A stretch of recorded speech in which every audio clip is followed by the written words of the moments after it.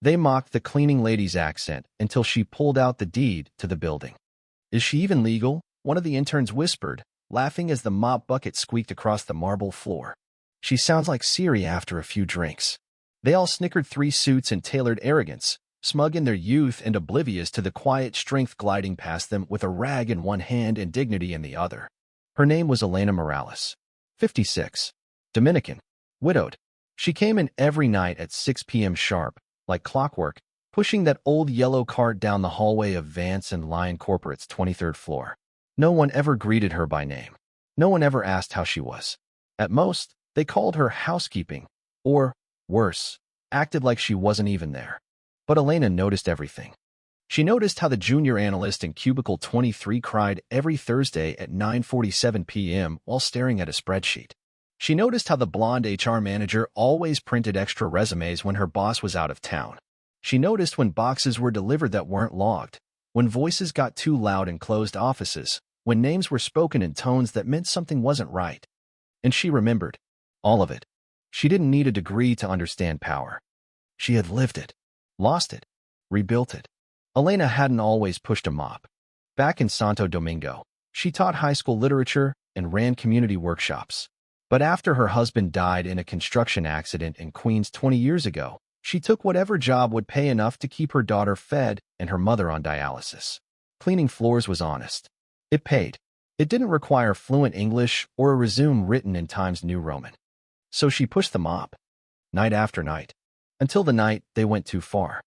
It started when one of the interns, Bryce, the kind of man who smirked after his own jokes, recorded a video of her humming a lullaby in Spanish while cleaning the executive restroom. He added a caption, "When the cartel gets a side hustle at your office, face with tears of joy." Then he posted it to his private group chat, full of other entitled 20-somethings trying to prove themselves by putting others down. But one of them forwarded it, and one more, until it ended up in the inbox of someone who actually had a conscience. Maya Patel, a first-year associate who had grown up the daughter of Indian immigrants, saw the video during lunch. Her stomach turned. She recognized the floor, the hallway, even the softness of Elena's voice. She'd heard it before, just never stopped to ask about it. She closed her laptop, and she walked straight to HR. But HR shrugged. Technically, it wasn't posted on company platforms, said the manager, not even bothering to look up. We don't control private messages. And she's not even an employee. She's contracted through Valor Janitorial. Maya's face hardened.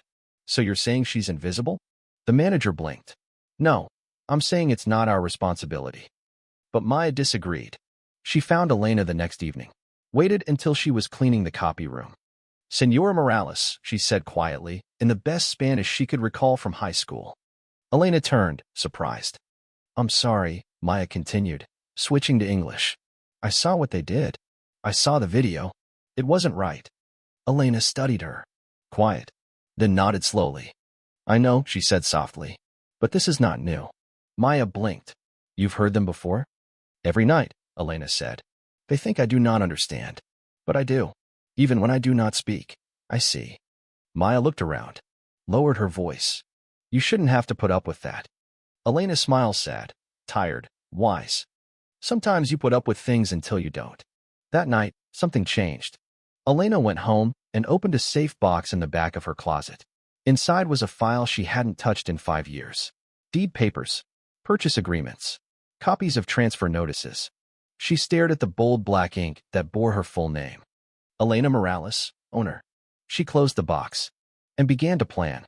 Years ago, Elena had invested quietly. Cleaning wasn't glamorous, but her late husband's accident settlement had given her a starting point. Instead of spending it, she bought a rundown duplex in East Brooklyn, fixed it up, and flipped it. Then another. Then a small mixed-use building. Then a parking structure. Then, 5 years ago, she pooled her assets and made the biggest purchase of her life. A majority stake in a 5-story commercial complex on the west side. She had let a management company handle the leasing. They filled the space. Vance and Lyon Corporate leased 3 entire floors. They had no idea she owned the building they worked in. Because Elena Morales wasn't the type to gloat. She was the type to wait. And now she was done waiting. The next week, a memo went out to all tenants at 1725 West Lexington. From Building Management, on behalf of ownership. Subject, immediate policy review, and lease accountability. The memo outlined new community standards, including a zero-tolerance policy for discrimination or harassment of any service personnel employed in the building. Violations would result in lease penalties, fines, or termination. Elena signed it herself. She made sure it reached every corner office. And she made sure it was posted in every hallway. The interns didn't get it at first. Bryce joked, "Did someone finally get mad about the burrito microwave incident?" But by the end of the week, he wasn't laughing. Because Elena had another surprise. She walked into the 23rd floor with the building supervisor at her side. In her hand was a manila folder. In it were two documents. 1. A printed still from the offensive video, and 2. A formal letter of lease violation addressed to Vance and Lyon Corporate citing breach of building conduct policies. "I believe," Elena said calmly, "your office has a decision to make. Either terminate the individuals responsible for the harassment of contracted staff, or your lease will be reviewed for cancellation." The regional manager turned pale. "You can't." Elena opened the folder again, pulled out the deed, held it up. "I can," she said, "and I will." For the first time in years, someone looked at her not like she was background noise, but like she held the keys to the entire building. Because she did. The 3 interns were gone within a week. Vance and Lyon issued a formal apology. And Maya? She got promoted early. Elena didn't gloat. She didn't throw a party. She simply went back to work, head held high. But this time, when she entered the 23rd floor, people stood when she passed. They nodded. They said her name. And she said theirs. Because Elena never needed revenge. She needed respect. And now she had it. Not because she raised her voice, but because she never lowered her worth. Elena didn't come back to the 23rd floor for several days after delivering the notice. She gave them time. Time to sit with the discomfort. Time to figure out what they had done. Time to realize that the woman they dismissed as a background character had more control over their professional fates than their own bosses. She wasn't seeking attention. She was seeking a reckoning. Meanwhile, the whispers at Vance and Lyon spread like wildfire. No one knew her full story yet, but everyone suddenly wanted to. Rumors floated around that she was some secret billionaire heiress or the widow of a real estate mogul. Others claimed she must be connected to city officials. The truth, as it always is, was far more human, but far more powerful. Back in her modest 2-bedroom apartment in Washington Heights, Elena sat on her worn couch, phone buzzing with messages from the management company. "You've become a local legend," one rep wrote. "Tenants from other buildings are asking if you'll speak at the Midtown Chamber meeting next month." She shook her head, bemused. All she'd done was assert what should have never needed asserting. Her right to be seen. Her right to be respected. Her right to take up space. But something had shifted in her. A dam inside had cracked open. A new sense of possibility surged in her veins. She hadn't just defended herself, she had become a symbol. A mirror to those who had judged her by her accent, her uniform, her skin. Now they had to see what they had overlooked. And more importantly, who. By the following week, word had made it to the building's other tenants. One of the first to reach out was an older Korean couple who owned a law office 2 floors below. Mrs. Jean had left a note tucked beside the cleaning supply closet. "Elena, we've been here 12 years and never knew the building was in such strong hands. Thank you. We support everything you're doing." It was signed with a small drawing of a magnolia. Elena pinned it to her refrigerator with a magnet shaped like a butterfly. The next evening, she returned to her regular rounds. She wore the same gray work shirt, the same gloves, the same sensible shoes. But this time, when the elevator doors opened to the 23rd floor, the atmosphere had shifted. Maya was waiting for her. "Senora Morales," she said, "they set up a new policy review session. With your standards. And the CEO of Vance and Lyon is flying in from Chicago." Elena raised her eyebrows. "Really? They want to meet you." She hesitated. Are they coming to apologize? Or to save face? Maya gave her a look. Maybe both. But they're listening. Because now they have to. Elena nodded slowly. "Then I'll speak." The day of the meeting, she arrived not with lawyers or advisors or speeches. She came with a folder, a list of observed abuses, and a photo of her daughter. She placed the photo face up on the table before beginning. "This is my daughter, Lucia," she said, her voice steady. "She is a nurse now. When she was little, I used to clean buildings like this while she slept in a laundry basket in the supply room. I did it so she could go to school, so she would be respected. The room was silent. I don't need your praise, Elena continued. I don't need your handshakes. What I need is for you to stop mistreating people because of their job title or the way they speak. You don't have to be fluent in English to be fluent in dignity. The CEO, a tall man with graying temples and a Harvard tie, leaned forward. Ms. Morales. Elena, she interrupted. I don't use MS, unless I'm being sued. He blinked, then smiled nervously. Elena, I came here to thank you, and to apologize on behalf of my company. What those young men did was unacceptable, and what our HR team failed to do afterward was equally shameful. She nodded once. What will you change? We're launching a full inclusion audit, not just for employees, but for contracted staff too. Everyone in the building is going to be under the same code of conduct. We want to partner with you to make sure it's real, not just a PR stunt. Elena didn't speak right away. Then she looked at Maya. Would you be willing to lead that review with me? She asked. Maya blinked. You mean co-chair it? You have the mind, Elena said. And you have the heart. The CEO cleared his throat. And you, Elena, would you accept a consultant position? We can offer a formal role compensated. She smiled gently. Let's just say you'll be paying rent, one way or another. The room laughed. But beneath the humor was steel. From that day on, Elena stopped being the cleaning lady. Not because her job changed, but because people finally saw her. A month later, the company hosted a diversity and equity town hall, and Elena was the closing speaker. She stood on the same stage where CEOs had presented earnings and mergers. But she didn't talk about profits. She talked about people. How many of you know the name of the person who vacuums your office? She asked. Who cleans your dishes? Who mops your floors? The audience was quiet. She paused. My name is Elena Morales, and I've walked these halls invisible for 15 years. Not because I wanted to, but because you trained yourselves not to see me. She let that settle. Let today be the day you begin to look. The applause was thunderous. Afterward, people came up to her assistants, executives, even Bryce's former supervisor. I'm so sorry, the man said, eyes red. I never realized. She stopped him. Now you do, she said. So change. He nodded, and she believed he meant it. But Elena didn't stop there.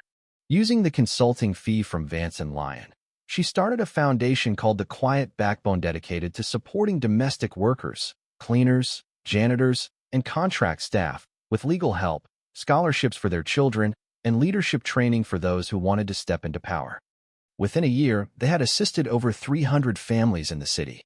The story of Elena Morales made it into the New York Times. NPR called her the woman who cleaned the corporate lens. She gave talks at community colleges and nonprofit forums. But she always came home to the same apartment, ate the same arroz con pollo, listened to the same old Celia Cruz records. Because her mission wasn't fame. It was justice. One evening, as she was locking the front door, a delivery driver stopped her. Senor Morales? He asked. Yes. He reached into his coat, pulled out a flower. A single white orchid. My mom used to clean buildings. I heard about what you did. She says you're her hero. Elena took the flower, held it gently. She's mine too, she said. The driver smiled and walked away. Elena looked up at the building she partially owned. It stood tall, lit from within. Once, she'd been a ghost in its halls. Now, she was its compass. 6 months after that town hall, Elena sat in the back row of a modest community center auditorium in the Bronx.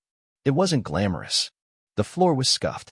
The air smelled faintly of cafeteria food and bleach. But to Elena, it was more sacred than any corporate conference room or glass tower. Because in front of her, standing at a simple podium, was her daughter, Lucia. My mother used to come home with holes in her shoes, Lucia said, her voice trembling just enough to betray the weight of memory. She'd be on her feet for 10, 12 hours a night. And when I asked her why she kept doing it, she said, because you're going to build something better with your mind, Mija. I'll scrub the floors so you can walk through the doors. The crowd fell silent, then erupted into applause. Elena's eyes welled, but she didn't cry. Not because she wasn't moved, but because every tear had already been shed in years past when no one saw her, when her voice trembled in English, when laughter echoed behind her as she scrubbed toilets with hands that once held chalk in a classroom. That night, after the applause faded and the chairs were being folded, Lucia knelt beside her. Mommy, she whispered, you're not invisible anymore. Elena shook her head gently. I was never invisible, Mija. They just refused to look. From that moment, Elena decided her stories like her had to be told, not whispered behind closed doors. The Quiet Backbone Foundation began funding storytelling workshops for cleaning staff, kitchen workers, night guards. They partnered with community colleges and published a collection titled, We Were Always Here. The first printing sold out in 3 days. Reviewers called it a triumph of the overlooked and a masterclass in grace under dismissal. Elena didn't care about the praise. She only cared that the voices rang out, that those who'd only ever existed in the margins were now center page. But not everyone was happy. As Elena's influence grew, so did the discomfort in boardrooms across the city. She was invited to speak at a real estate association breakfast. A well-known property developer, a man who had once told his assistant not to tip the help, was overheard saying, "What does a janitor know about equity?" Elena heard about it. She didn't confront him. She did something better. A month later, when his company tried to outbid her for a new property downtown, they lost. Not because she had more money, she didn't, but because the seller was the son of a housekeeper, and he had read her book. When the deal went public, headlines followed. Former cleaning lady becomes real estate force. Investors began asking for meetings. Elena met with some. She declined many. Her goal wasn't domination. It was demonstration. She wanted to show the world what dignity looked like when it wore gloves, swept corners, and hummed lullabies in Spanish. She began mentoring young women, many undocumented, many mothers, many invisible like she once was. She taught them how to organize, how to track contracts, how to recognize when they were being manipulated. She helped a young single mother sue a company for wrongful termination and win. One day, as she sat in her office at the foundation, a call came in. "Ms. Morales," said the voice, cautious. "You've been nominated for the City Humanitarian Award." Elena blinked. "I clean floors." "You build futures," the voice replied. She didn't expect to win, but she did. At the award ceremony, as city leaders and civil rights icons stood to honor her, Elena stepped up to the microphone wearing the same shoes she'd worn to her first job in New York. She looked out over the crowd and said, "Don't clap for me unless you're ready to stand for the people like me. Because we have always been holding up the world while being treated like furniture in its corners." The crowd rose to its feet. That night, back home, she sat by the window, listening to the city buzz below. Her phone buzzed. A text from Maya. "Guess who's being named partner next quarter? Couldn't have done it without you." Elena smiled. Then she scrolled to another message from Rosa, a part-time cleaner at another building. "They're trying to cut our pay. What should we do?" Elena wrote back without hesitation. "We fight, but with strategy. I'll call you in the morning." She turned off the light. Outside, the streetlights flickered. Inside, a woman once mocked for her accent now moved citywide systems with her words. Not because she shouted, but because she never stopped speaking. Years later, a bronze plaque was mounted in the lobby of 1725 West Lexington, right next to the elevator she once rode silently each night. It read, "In honor of Elena Morales, educator, worker, owner, voice for the invisible." She walked these halls in silence until she made the city listen. People took photos next to it. Some even whispered her name with reverence. But the legacy Elena left wasn't made of bronze or ink or applause. It was made of daughters walking into interviews unashamed of their mother's work. It was made of janitors filing complaints without fear. It was made of boardrooms learning to lower their gaze in humility, not pride. Elena Morales didn't just own a building. She helped rebuild a world, one floor at a time, one voice at a time, one story at a time. And when she finally retired, years later, the last time she visited that 23rd floor, no one laughed at her accent. They listened to her silence, because it spoke louder than any words ever could.